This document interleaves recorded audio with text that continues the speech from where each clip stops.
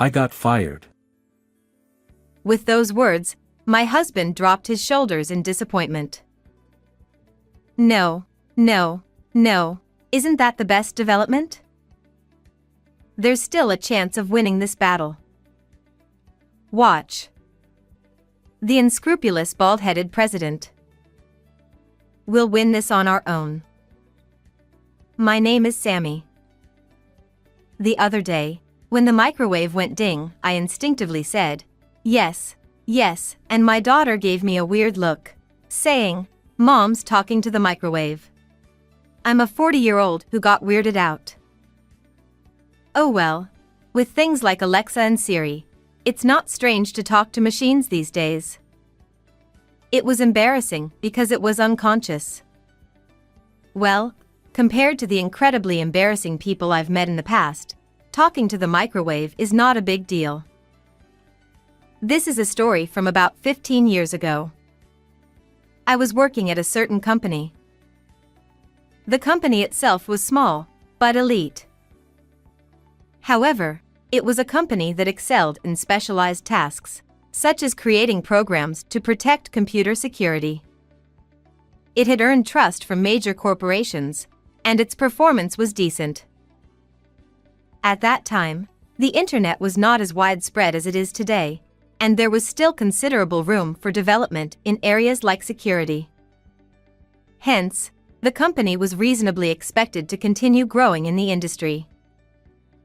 It was during this time that I met my current husband, Simon, who was a colleague. We eventually got married. However, even before marrying him, I had been bothered by advances from the company president. I have to say, I was a cute child since childhood, well regarded even in the neighborhood. Especially since I didn't gain weight and grew up smoothly, I was often asked by magazine photographers to take snap photos in the streets. Being envied by everyone, I had the side effect of easily attracting troublesome men. The president was one of them.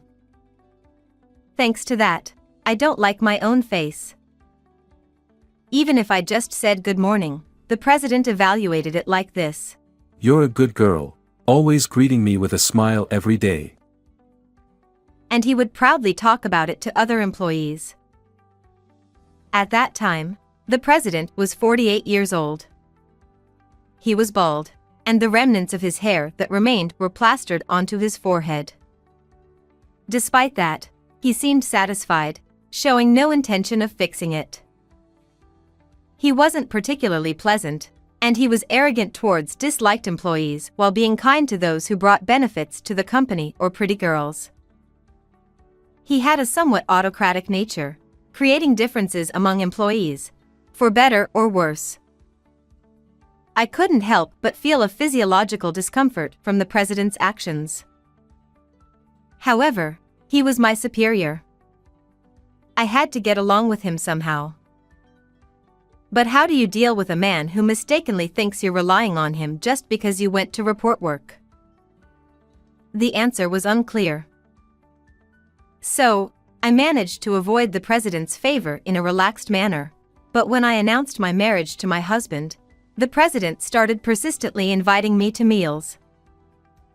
Although our workplace romance was kept secret, people who knew about my relationship with my husband knew. However, the fact that the president increased his attempts at this timing showed that he hadn't realized anything about my relationship with my husband. Until then, it was just things like feeling his gaze or hearing that he liked me from other employees. So, I had intended to handle it with grace, but it became troublesome when it escalated. How about going to a private Italian restaurant? We can spend time without reservation, just the two of us.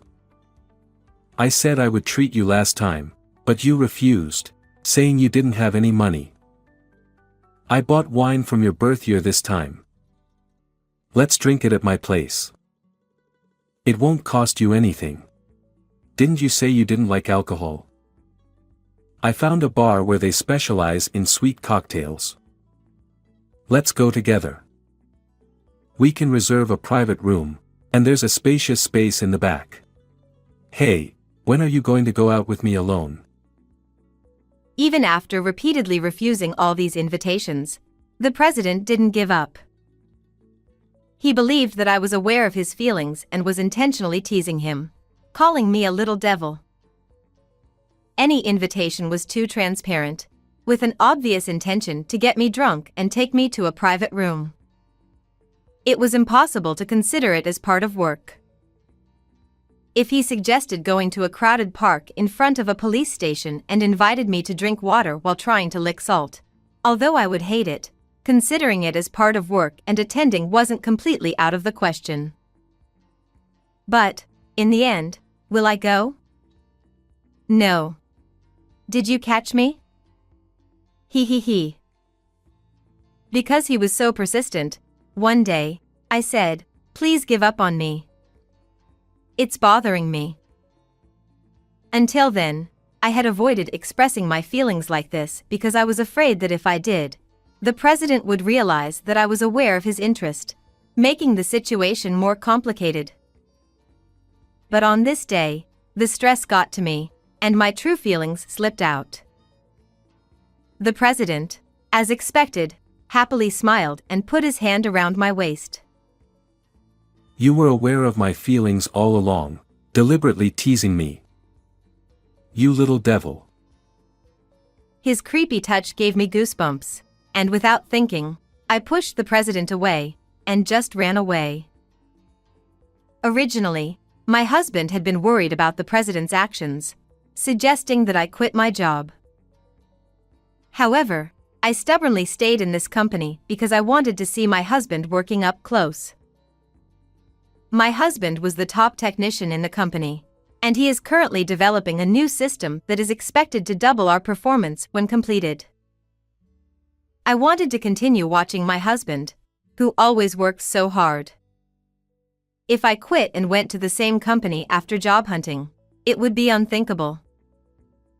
So, despite enduring the creepy president, I wanted to stay. However, it seems like it's time to put an end to that.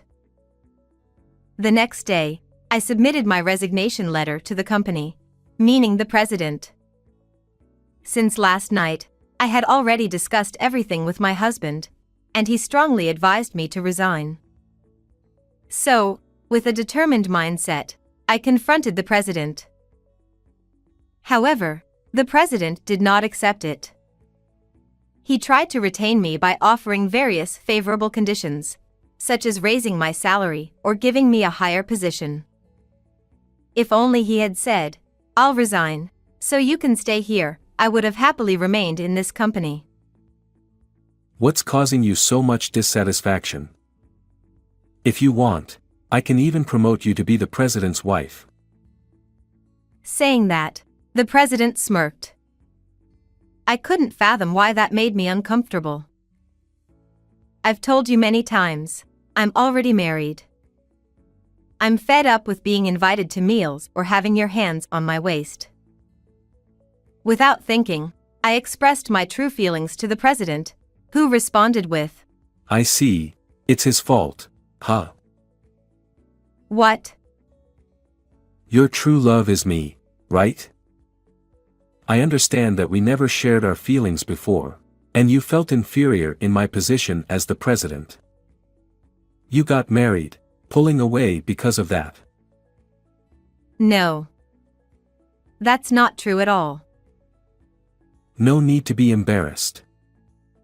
I understand everything. I thought he was a pitiful scapegoat for you, and I've endured being kind to you despite being jealous just because you're his wife. But if that's the case, he's unnecessary. Why is the conversation heading in this direction? I never saw you in that way from the beginning. All right. I fully understand your feelings. Well, in that case, I'll accept your resignation. The future president's wife doesn't need to do the work of an ordinary employee. I'll let you enjoy a more comfortable life. Saying that, the president pocketed my resignation letter and disappeared from the president's office. It's hopeless. The communication is unbelievably ineffective. What does he mean by blaming my husband? How did that bald guy interpret things? Oh, wait a minute. Isn't this surprisingly lucky for both me and my husband? Just got married, and now I'm unemployed. My husband smiled troubledly and said, "What's wrong?" To that, I replied with a smile, "Well then, congratulations. Huh. That system you were developing, it was meant to extract suitable customers for the company, right? Yeah, but If you're not there, the data won't be updated. There's no point in looking at old customers that haven't been updated for a long time. the foundation is already there, and someone else can understand and execute the update in less than half a year, right? Yeah, that's not it. Hey, how about using that half a year effectively and starting your own business? Huh. To my proposal, my husband looked surprised but ultimately burst into laughter while saying, "You're quite cunning." That's good. I can work with my husband again. My husband's actions from that point were swift. 30 days after being fired as the president declared, we used our savings to start a business. During this time, my husband had been talking to the outstanding employees of the previous company. If you want, how about joining our company? Well, it was more like headhunting. The bald president, who couldn't even use a computer, was often unaware of the struggles on the front lines and would often impose impossible tasks. Thus, other employees said, "If there's any company where you, who can do the job better than anyone, will understand the side of the workers, it's yours." As a result, almost all employees decided to switch to my husband's company, leaving only the upper management, whom the president favored. If I had stayed in that company, I might have been among them. Furthermore, following my suggestion, my husband developed a new system, an upgraded version of the one built in the company. He leveraged his connections from the previous job to not only secure jobs but also created 2 new security systems and sold them to other companies. Originally, in a field with few competitors, people tended to flock to companies that produced better products. The number of companies requesting work increased rapidly, and within 4 years of starting the business, my husband's company became the industry leader. With the company's performance on the rise, the employees were feeling elated. Until one day, that president suddenly visited our company. Unable to ignore him, my husband reluctantly guided the president to his workspace, doubling as the president's office. Worried, I also accompanied them. What can I do for you? As my husband asked, the president immediately bowed with tears and apologized. I've been watching your actions for the past few years. I now realize that Sammy really hated me. I genuinely regret it. He explained that the previous company was in financial trouble, short of staff, forcing excessive overtime on employees, and unable to pay overtime wages. If asked whether I wanted an apology, it didn't matter at this point. After all, my husband is clearly earning more now than when he was at the previous company, and he has increased the salaries of the employees. No matter what the president said, we're happy now, so it's fine. I had no interest in the president's apology, and it was just a waste of time. If that's all you came for, could you leave? We're busy too. In response to my husband's words, the president got off the sofa, sat on the floor right there, and pleaded. Please. Come back to our company. With you, our performance should recover. Please help us. The president bowed down, rubbing his forehead on the floor, but my husband quietly shook his head. Since the day I was fired, I'm no longer an employee of your company. I have a responsibility to protect the employees of my own company. So, I can't go back to your company. Please do something. I beg you. If you resign as president and your company comes under ours, that's fine. Huh? Under. No, merge. I'm not sure what's best in this situation since it's my first time. Wait, are you asking me to resign as president? Of course. What you did to my wife in the past was an act that trampled on the morale of female employees.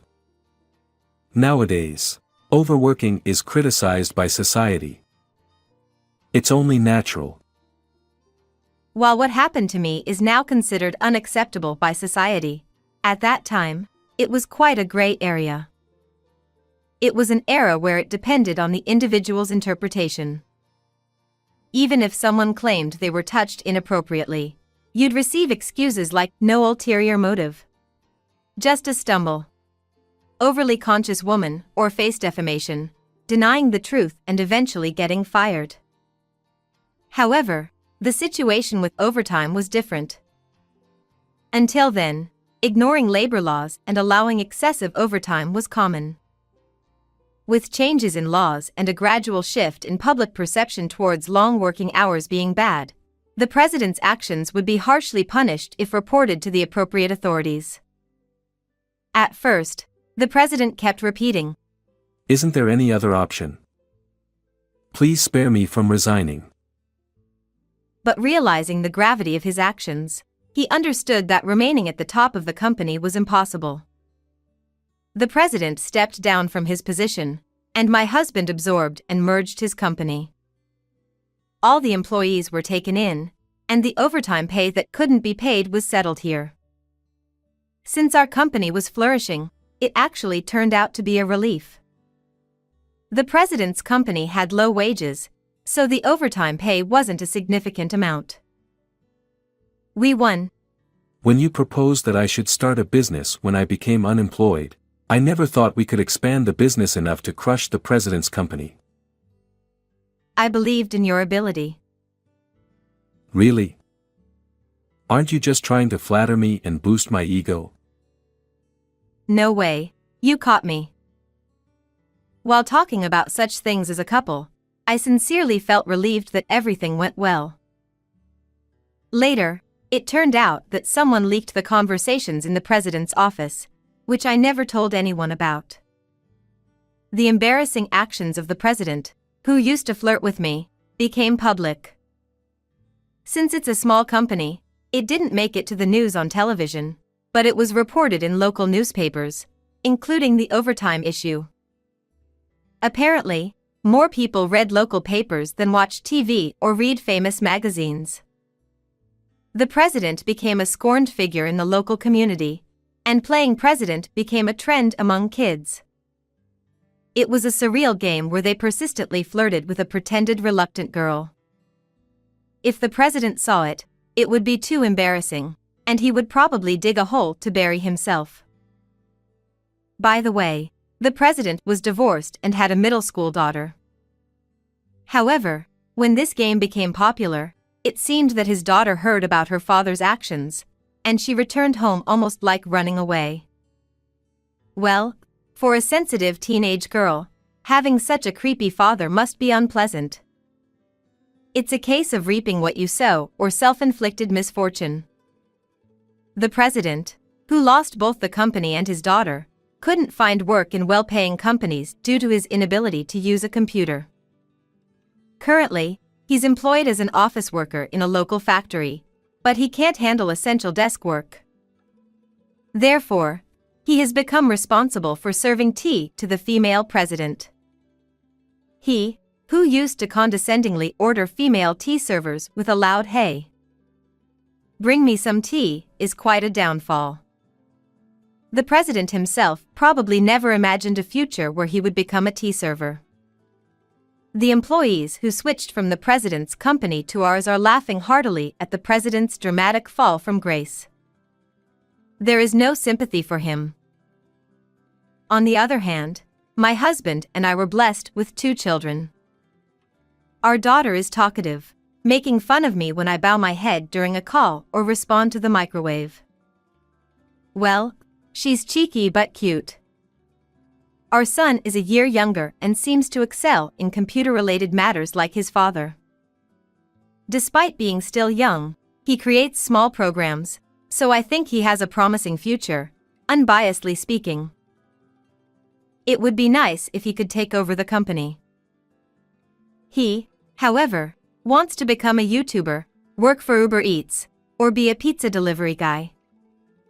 Wait, son, isn't there anything else? While being tossed around by the children every day, we enjoy our happy days. How did you find this story?